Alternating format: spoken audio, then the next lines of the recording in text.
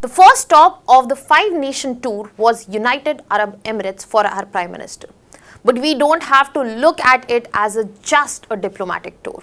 This was where for energy, diplomatic strategic partnership and billion worths of investments have been defined to finalize the blueprint how to tackle the situation, especially between India and UAE, what is unfolding in West Asia. Hello everyone, welcome to Vajiram and Ravi Splash News. My name is Shubhangi Singh, and in today's session we are going to understand that what exactly unfolded at the first stop of five-nation tour. What are the things that have been finalized, how are they important for us, and most importantly, why UAE remains strategic and important for India. Now we all know that India and UAE has a comprehensive economic partnership agreement already, and further multiple other agreements have been signed in this very meeting.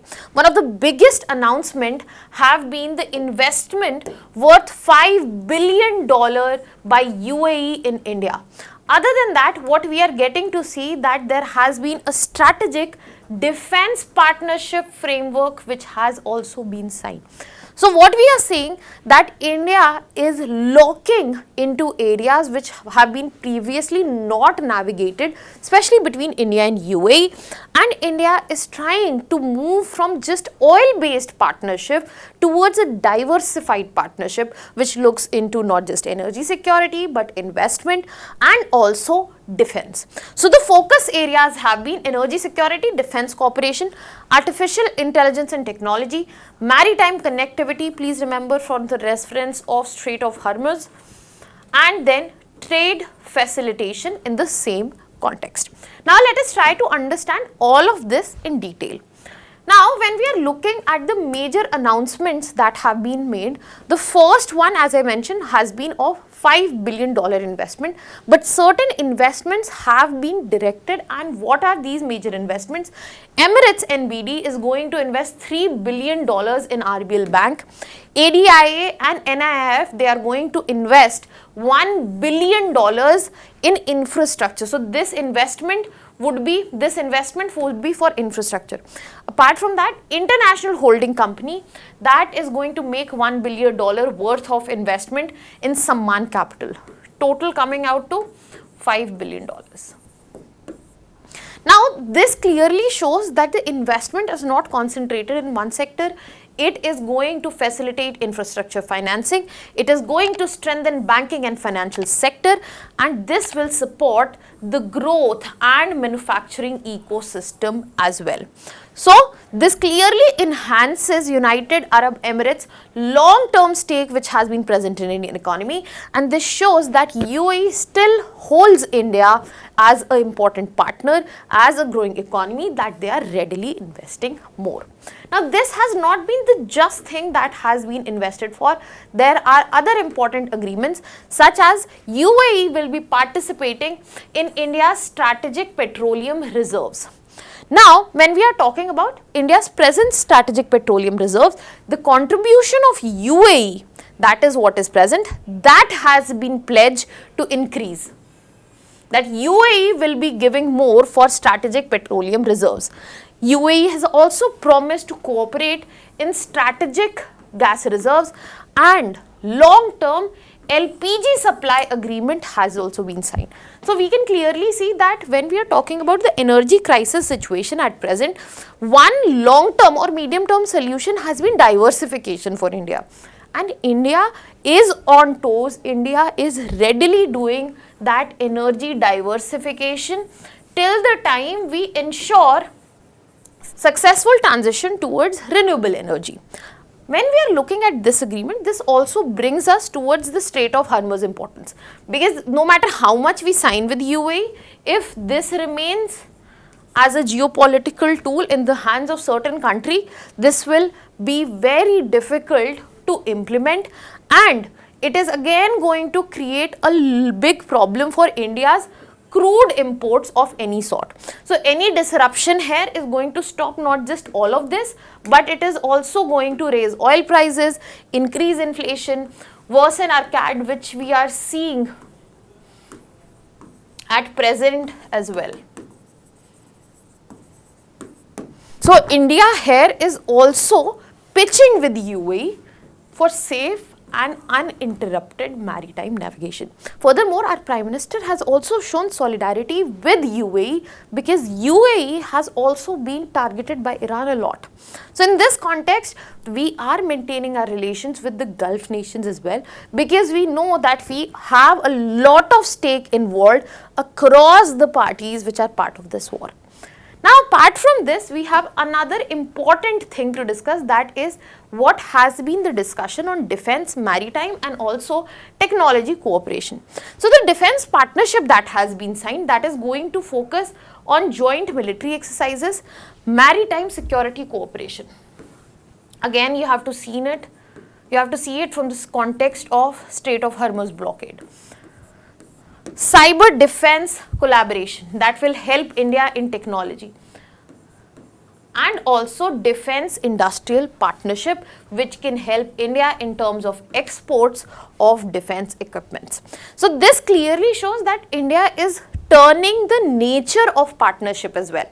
We just don't want to have partnership on just certain goods, we would want to connect on the high points of the both countries, and this is what has been demonstrated with the partnership agreements that have been signed. Other than that, we are saying that maritime cooperation, a ship repair cluster would be built at Vadinar, maritime skill development initiatives will be brought in, and Indian Ocean cooperation will also be strengthened between them.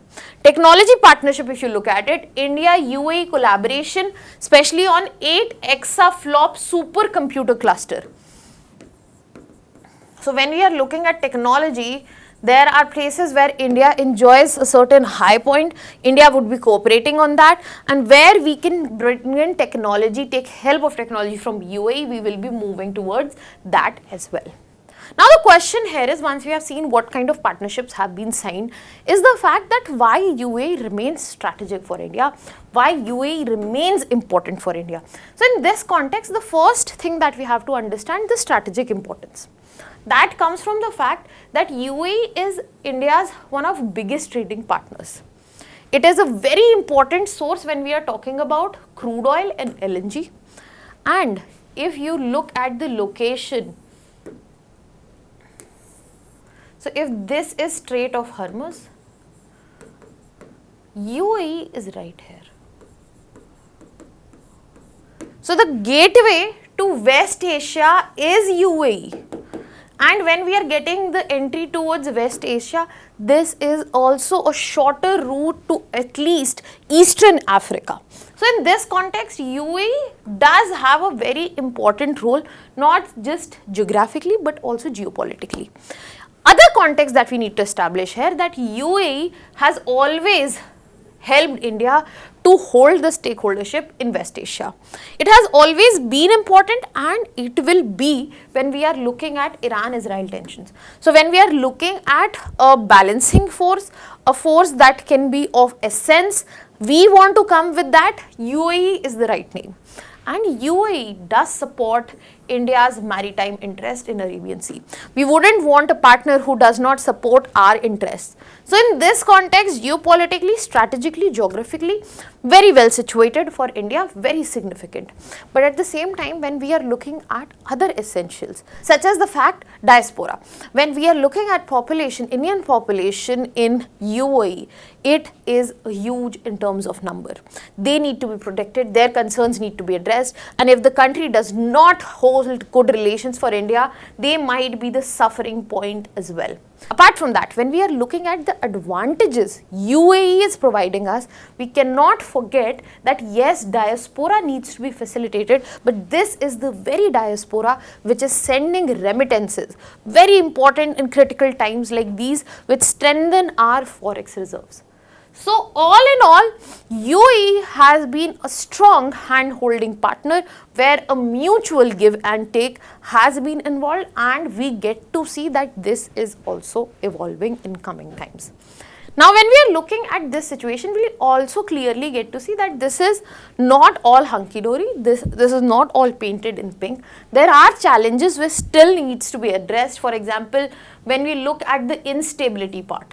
When we talk about how Pakistan is engaging with Saudi Arabia in terms of Islamic NATO, how we get to see that we need to engage with West Asian partners better, Strait of Hormuz, how it remains vulnerable, how will India balance the tie with Iran, Israel and other Gulf countries, and also when we are looking and being happy about the investments which are coming again, but what about the execution delays? What has been done in front of camera and papers, but what if it does not get implemented?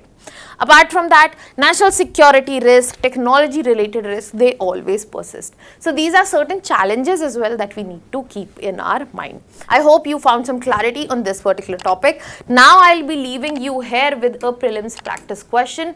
Let me know the answer in the comment section. That was all from my side. Thank you so much.